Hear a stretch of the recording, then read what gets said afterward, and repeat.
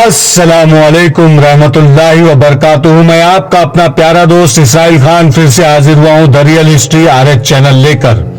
امید ہے سلطان صلاح الدین ایوبی کی کہانی آپ کو اچھی لگتی ہوگی. یہ آپ کا اپنا چینل ہے, اسے لائک, سبسکرائب, کمنٹ, شیئر ضرور کریے گا. آج کے کردار میں سلطان صلاح الدین ایوبی, علی بن سفیان, حماد شامی اور وہ لڑکی ایونا. صرف ایک بار اس نے ہنس کر کہا, مرد کی باتوں اور وعدوں پر میں نے کبھی اعتماد نہیں کیا. میں سمجھ نہیں سکتی کہ میں کیوں محسوس کر رہی ہوں کہ مجھے تمہارے ساتھ جانا چاہیے. حماد نے اس کی طرف دیکھا اور مسکرا دیا. وہ جب شوبک کے دروازے پر پہنچے تو اگلے روز کا سورج طلوع ہو رہا تھا. وہ صحرا میں ایک اور رات گزار آئے تھے. حماد لڑکی کو جہاں لے جانا چاہتا تھا اس جگہ کے متعلق پوچھ کر وہ چل پڑا. گھوڑے شہر میں سے گزر رہے تھے. لوگ ایونا کو رک رک کر دیکھتے تھے. چلتے چلتے حماد نے ایک مکان کے سامنے گھوڑا روک لیا اور بند دروازے کو دیکھنے لگا. ایونا نے اس سے پوچھا, یہاں کیوں رک گئے؟ اس نے جیسے کچھ سنا ہی نہ ہو. دروازے کے قریب جا کر گھوڑے پر بیٹھے بیٹھے اس نے دروازے پر آہستہ آہستہ 2-3 ٹھوکریں ماری. ایک بزرگ صورت انسان نے دروازہ کھولا. حماد نے عربی زبان میں پوچھا, یہاں کون رہتا ہے؟ کوئی نہیں, بوڑھے نے جواب دیا. عیسائیوں کا ایک خاندان رہتا تھا. ہماری فوج آ گئی تو فوراً خاندان بھاگ گیا ہے. اب آپ نے اس پر قبضہ کر لیا ہے؟ بوڑھا ڈر گیا. اس نے دیکھا کہ یہ سوار فوجی ہے اور اس سے باز پرس کر رہا ہے کہ عیسائیوں کے مکان پر اس نے کیوں قبضہ کر لیا ہے, جبکہ سلطان ایوبی نے منادی کے ذریعے حکم جاری کیا ہے کہ کسی مسلمان کی طرف سے کسی عیسائی کو کوئی تکلیف نہ پہنچے ورنہ سخت سزا دی جائے گی. بوڑھے نے کہا, میں نے قبضہ نہیں کیا, اس کی حفاظت کے لیے یہاں آ گیا ہوں. میں اسے بالکل بند کر دوں گا. اس کا مالک زندہ ہے, وہ مسلمان ہے اور 15-16 سال سے بیگار کیمپ میں پڑا ہے. حماد نے پوچھا, کیا امیر مصر نے انہیں کیمپ سے رہا نہیں کیا؟ وہاں کے مسلمان اب آزاد ہیں لیکن ابھی کیمپ میں ہی ہیں, بوڑھے نے جواب دیا.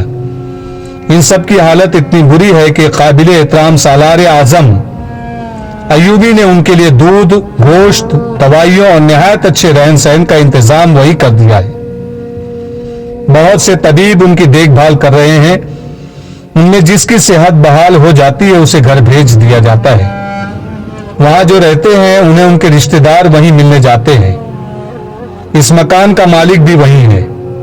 ایک تو اس کا بڑھاپا ہے اور دوسرے کیمپ کی 15-16 سالوں کی اذیتیں. بیچارہ صرف زندہ ہے. میں اسے دیکھنے جایا کرتا ہوں. امید ہے صحتیاب ہو جائے گا. میں نے اسے بتا دیا تھا کہ اس کا مکان خالی ہو گیا ہے. اس کے رشتہ دار کہاں ہیں؟ حماد نے پوچھا. کوئی بھی زندہ نہیں, بوڑھے نے جواب دیا اور 3-4 گھر چھوڑ کر ایک مکان کی طرف اشارہ کر کے کہا, وہ میرا ذاتی مکان ہے. میں ان لوگوں کا صرف پڑوسی تھا. آپ مجھے ان کا رشتہ دار کہہ سکتے ہیں.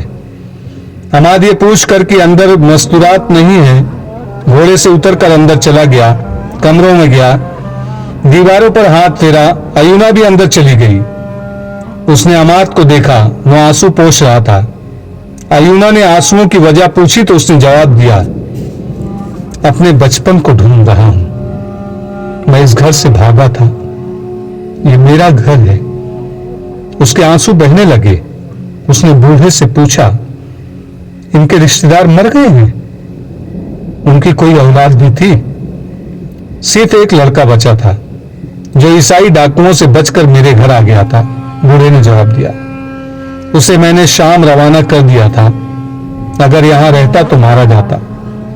حماد کو وہ رات یاد آ گئی جب وہ اس گھر سے بھاگ کر پڑوسی کے گھر جا چھپا تھا. وہ یہی پڑوسی تھا, مگر اس نے بوڑھے کو بتایا نہیں کہ وہ لڑکا جسے اس نے شوبک سے شام کو روانہ کر دیا تھا وہ یہی جوان ہے جسے وہ یہ کہانی سنا رہا ہے. حماد کے لیے جذبات پر قابو پانا محال ہو گیا, لیکن وہ سخت جان فوجی تھا. اس نے بوڑھے سے کہا, میں اس مکان کے مالک سے ملنا چاہتا ہوں, مجھے ان کا نام بتا دو. بوڑھے نے اسے اس کے باپ کا نام بتا دیا. حماد کو اپنے باپ کا نام اچھی طرح یاد تھا. اس لڑکے کی ایک بہن تھی. بوڑھے نے پوچھا, بہت چھوٹی تھی, اسے عیسائیوں نے اغوا کر لیا تھا۔ اسی زمن میں اس گھر کے سارے افراد عیسائیوں کے ہاتھوں قتل ہو گئے۔ ایونا، عماد نے لڑکی سے کہا، اپنی مقدس صلیب کے پرستاروں کی کرتوت سن رہی ہو؟ ایونا نے کوئی جواب نہ دیا۔ وہ چھت کو دیکھنے لگی۔ اس نے کمرے کے دروازے کے ایک کیواڑ کو بند کیا اور اس کے الٹے طرف دیکھنے لگی۔ کیواڑ پر 3-4 چھوٹی چھوٹی اور گہری لکیریں کھدی ہوئی تھی۔ وہ بیٹھ کر ان لکیروں کو بڑی غور سے دیکھنے لگی۔ عماد اسے دیکھ رہا تھا۔ ایونا لکیروں پر ہاتھ پھیرنے لگی۔ وہ اٹھی اور دوسرے کمرے میں چلی گئی۔ وہاں بھی کیواڑوں پر ہاتھ پھیر کر کچھ ڈھونڈنے لگی۔ عماد نے جا کر اس سے پوچھا، کیا دیکھ رہی ہو؟ لڑکی مسکرائی اور بولی، تمہاری طرح میں بھی اپنا بچپن ڈھونڈ رہی ہوں۔ اس نے عماد سے پوچھا، یہ تمہارا گھر تھا؟ تم یہیں سے بھاگے تھے؟ یہیں سے، عماد نے جواب دیا، اور اسے سنا دیا کہ کس طرح ان کے گھر پر عیسائیوں نے حملہ کیا اور اس کی ماں اور بڑے بھائی کو قتل کر دیا تھا۔ عماد بھاگ گیا اور وہ آج تک یہ سمجھتا رہا کہ اس کا باپ بھی قتل ہو گیا ہے، لیکن یہ بوڑھا بتاتا ہے کہ باپ کیمپ میں زندہ ہے۔ تم نے اس بوڑھے کو بتا دیا ہے کہ وہ لڑکے تم ہی ہو جسے اس نے پناہ دی تھی؟ اس نے تذبذب کے عالم میں کہا، میں بتانا نہیں چاہتا۔ ایونا اسے بڑی غور سے دیکھنے لگی اور بوڑھا ان دونوں کو دیکھ دیکھ کر حیران ہو رہا تھا کہ یہ دونوں یہاں کیا دیکھ رہے ہیں۔ عماد بچپن کی یادوں میں گم ہو گیا تھا۔ بوڑھے نے پوچھا، میرے لیے کیا حکم ہے؟ عماد چونکا اور حکم دینے کے لہجے میں بولا، اس مکان کو اپنی نگرانی میں رکھیں، یہ آپ کی تحویل میں ہے۔ اس نے ایونا سے کہا، آؤ چلے۔ کیا تم اپنے باپ سے نہیں ملو گے؟ ایونا نے اس سے پوچھا۔ پہلے اپنا فرض ادا کر لوں، عماد نے جواب دیا۔ مجھے ریگستان میں میرا کماندار ڈھونڈ رہا ہوگا، تو مجھے مردہ قرار دے چکے ہوں گے۔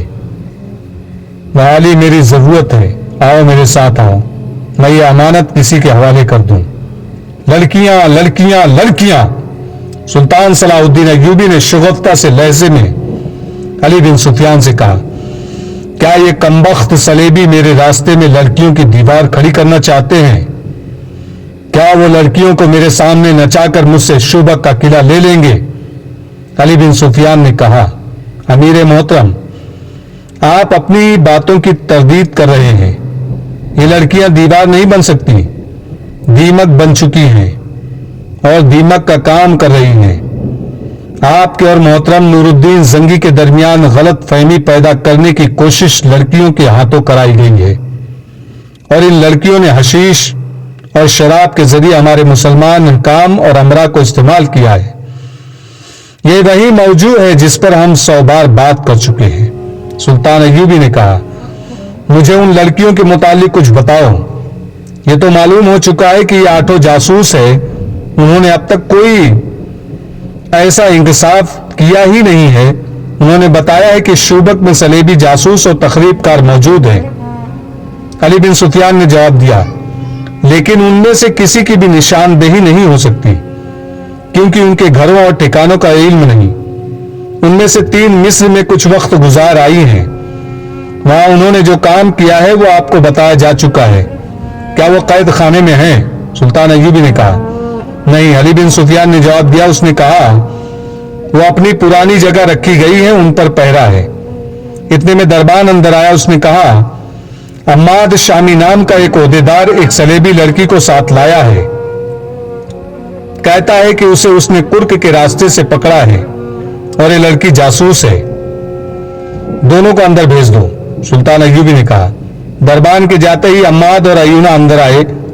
سلطان ایوبی نے عماد سے کہا، معلوم ہوتا ہے بہت لمبی مسافت سے آئے ہو، تم کس کے ساتھی ہو؟ میں شامی فوج میں ہوں، عماد نے جواب دیا۔ میرے کماندار کا نام احتشام ابن محمد ہے اور میں البرق دستے کا عہدیدار ہوں۔ البرق کس حال میں ہے؟ سلطان ایوبی نے پوچھا اور علی بن سفیان سے کہا، البرق فی الوقا برق ہے۔ ہم نے جب سوڈانیوں پر شبخون مارے تھے تو البرق قیادت کر رہا تھا، صحرائی چھاپوں میں اس کی نظریں نہیں ملتی۔ سالار اعظم، عماد نے کہا، آدھا دستہ اللہ کے نام پر قربان ہو چکا ہے، میرے گروہ میں سے صرف میں رہ گیا ہوں۔ تم نے اتنی جانیں ضائع تو نہیں کی؟ سلطان ایوبی نے سنجیدگی سے پوچھا۔ مر جانے اور قربان ہونے میں بہت فرق ہے، حماد نے جواب دیا۔ نہیں سالار اعظم، خدائے ذوال جلال گواہ ہے کہ ہم نے ایک ایک جان کے بدلے 20 جانیں لی ہیں۔ اگر صلیبیوں کی فوج اپنے ٹھکانے پر پہنچ گئی تو وہ صرف چند ایک زخمی ہوں گے۔ فلسطین کی ریت کو ہم نے صلیبیوں کے خون سے لال کر دیا ہے۔ ہمارے دوسرے دستوں نے بھی دشمن پر پورا قہر برسایا ہے۔ دشمن میں اب اتنا دم نہیں رہا کہ وہ تھوڑے سے عرصے میں اگلی جنگ کے لیے تیار ہو جائے۔ اور تم؟ سلطان ایوبی نے لڑکی سے پوچھا، کیا تم پسند کرو گی کہ اپنے متعلق ہمیں سب کچھ بتا دوں؟ سب کچھ بتاؤں گی، ایونا نے کہا اور اس کے آنسو بہنے لگے۔ عماد شامی، سلطان ایوبی نے عماد سے کہا، فوجی آرام گاہ میں چلے جاؤ، نہاؤ دھو آج کے دن اور آج کی رات آرام کرو، کل واپس اپنے دستے میں چلے جانا۔ میں دشمن کے گھوڑے بھی لایا ہوں، عماد نے کہا۔ 2 گھوڑے، ان کی تلواریں بھی ہیں، گھوڑے استبل میں اور تلواریں اسلحے خانے میں دے دو، سلطان ایوبی نے کہا، اور ذرا سوچ کر کہا، اگر ان گھوڑوں میں کوئی تمہارے گھوڑے سے بہتر ہو تو بدل لو۔ باہر کے محاذ پر گھوڑوں کی کیا حالت ہے؟ کوئی پریشانی نہیں، عماد نے بتایا۔ اپنا ایک گھوڑا ضائع ہوتا ہے تو ہمیں صلیبیوں کے 2 گھوڑے مل جاتے ہیں۔ عماد سلام کر کے باہر نکل گیا۔ اس نے امانت سیاہ جگہ پہنچا دی تھی، ادھر سے تو وہ فارغ ہو گیا، لیکن اس کے دل پر بوجھ تھا۔ یہ جذبات کا بوجھ تھا، یہ بچپن کی یادوں کا بوجھ تھا، اور یہ اس باپ کی محبت کا بوجھ تھا جو کیمپ میں پڑا تھا۔ وہ تذبذب میں مبتلا تھا، جنگ ختم ہونے تک وہ باپ سے ملنا نہیں چاہتا تھا، ڈرتا تھا کہ باپ کی محبت اور دل کے پرانے زخم اس کے فرض کے راستے میں حائل ہو جائیں گے۔ وہ اپنے گھوڑے کے پیچھے 2 گھوڑے باندھے استبل کی طرف جا رہا تھا۔ اسے ماحول کا کوئی ہوش نہیں تھا۔